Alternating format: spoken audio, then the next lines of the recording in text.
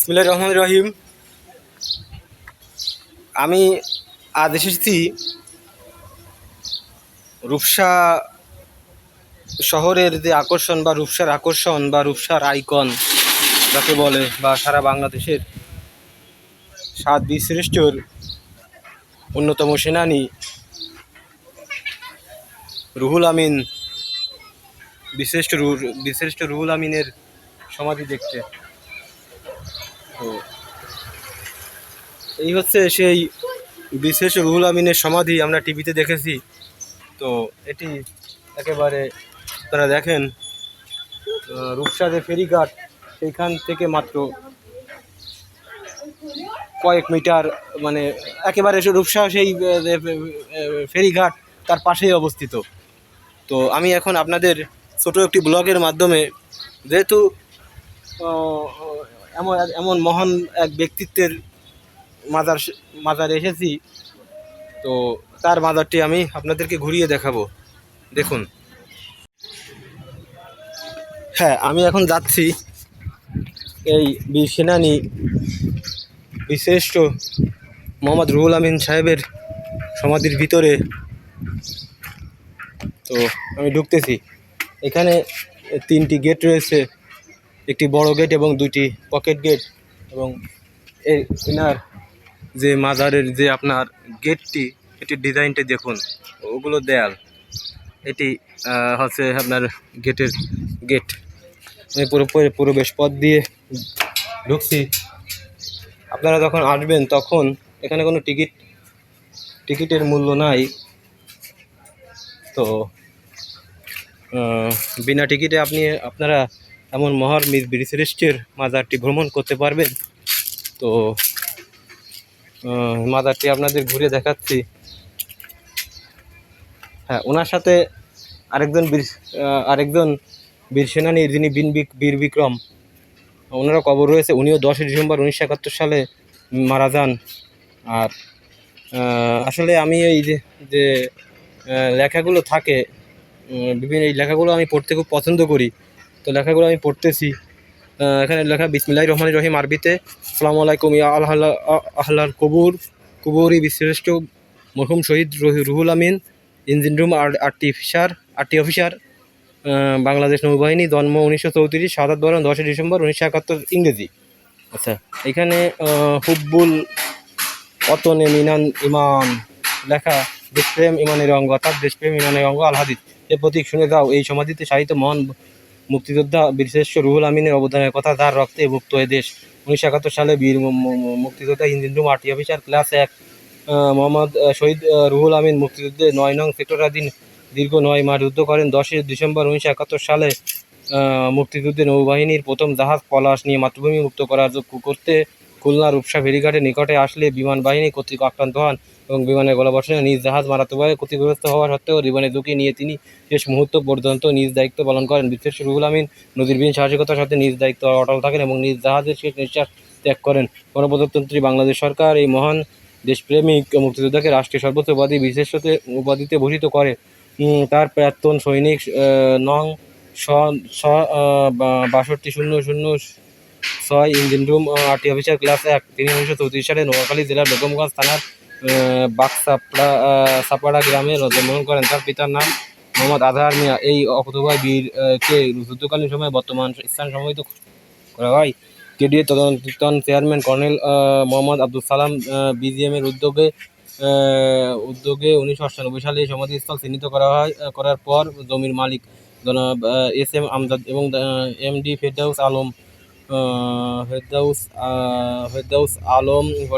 ফরাজি কর্তৃক জমি প্রদানের সহযোগিতা সহ তাদের সহায়তায় গঠিত একটি কমিটির মাধ্যমে এই সমাধিস্থলে KDA কর্তৃক প্রথম স্তম্ভটি স্থাপিত হয়। পরবর্তীতে এর মূল অংশ ঠিক রেখে 2006 সালে মুক্তিযুদ্ধ বিষয়ক মন্ত্রণালয় অর্থায়নে খুলনা গণপূর্ত বিভাগ 1 কর্তৃক সমাধিস্তম্ভের কলেবর বৃদ্ধি করা হয় এবং তারই ধারাবাহিকতায় KDA chairman brigadier Mohammad Shamsul Alam Khan এবং FWC PSC PEG এর ব্যক্তিগত উদ্যোগে 2015 সালে সমাধিস্থলের নিরাপত্তা বেষ্টনী সহ দ্বিতীয়বারের মতো স্তম্ভটির সৌন্দর্য বর্ধনের কাজ সম্পন্ন করা হয়। সৌজন্যে খুলনা উন্নয়ন কর্তৃপক্ষ, খুলনা।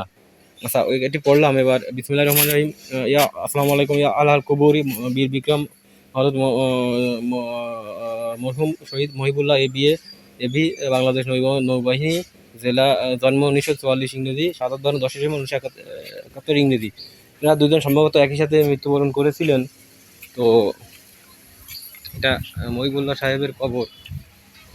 এই যে আমি এটি হচ্ছে শহীদ বিশেষ রুহুল আমিন এর কবর ও মাদার।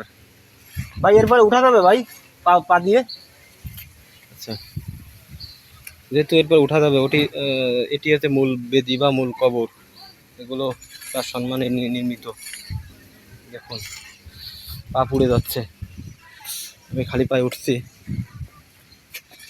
তো এটিকে আর একটু যত্ন এবং পরিষ্কার পরিচ্ছন্ন করে রাখা উচিত ছিল, যদিও পরিষ্কার পরিচ্ছন্ন করার দায়িত্ব আমাদের সবার, কিন্তু একটু পরিষ্কার পরিচ্ছন্ন করে রাখলে ভালো হয়। এখানে অনেকেই ঘুরতে আসে, 1 2 3 4 5 6 7, এরা অবশ্যই 7 বীর শ্রেষ্ঠের স্মরণে 7টি স্তম্ভ নির্মাণ করা, সেই 7 বীর শ্রেষ্ঠের একজন এখানে শায়িত। তো এটি আর কি, এখানে কাজ চলতেছে। ভাই কি কাজ হবে ভাই? বাথরুম হবে তাই? এখানে বাথরুমের কাজ চলতেছে, অবশ্যই এই কমপ্লেক্সের উন্নয়নের কাজ। তো আমরা এটিকে সাধুবাদ জানাই। পাশে মসজিদ রয়েছে, এই পাশেও একটি মসজিদের মতো রয়েছে, এটি আছে কিনা জানি না। তো এই ছিল। আর এটি কিন্তু আপনার খুলনা শহরের বাইরে, ওপার দেখছেন খুলনা শহর। এই যে নদীটা দেখছেন, এখান থেকে নদী ঠিক মতো দেখা যাচ্ছে কিনা, নদীর ওপারই খুলনা শহর। তো আমি এখানে আগে চাকরি করতাম, চাকরির সুবাদে এখানে অনেকবার আসার সময় হয়েছে, সুযোগ হয়েছে, কিন্তু ছবি তুলতে পারিনি। তো আজ আসার সুযোগ হলো, সময় সুযোগও একটা ব্যাপার, শুধু অর্থ থাকলেই হবে না, ইচ্ছা থাকলেই হবে না, সময় সুযোগও একটি বিষয়।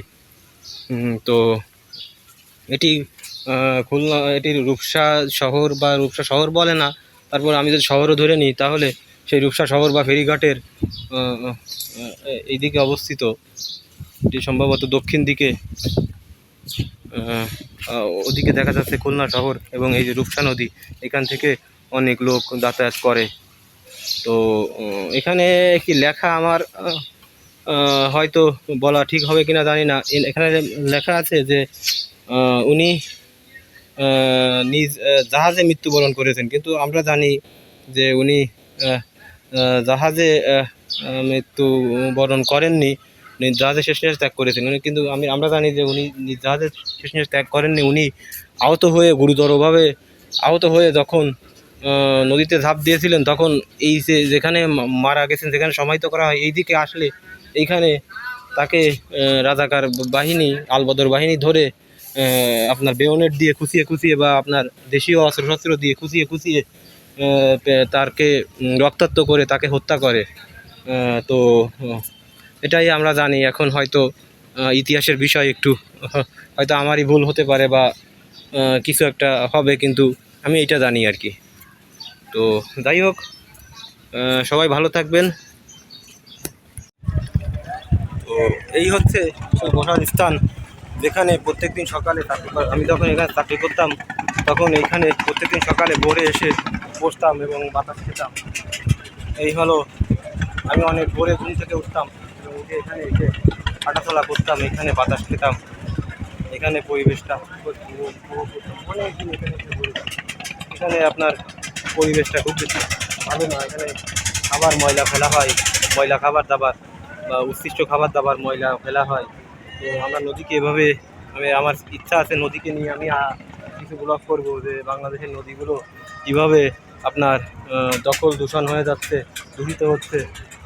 তো তখন আমি আপনাদের অনেক কিছু দেখাবো। তো দেখুন এখানে নদীর ভিতর বিল্ডিং করতে ভবন করতে নদীর ভিতর চলে এসেছে। তো যেটি মোটেই আমাদের কাম্য নয়। তো এরকম কিছু বিষয় আমি তুলে ধরবো, আমার ইচ্ছা আছে। নদীকে নিয়ে আলাদাভাবে আমি চিন্তাভাবনা করব এবং আলাদাভাবে ব্লগিং করব।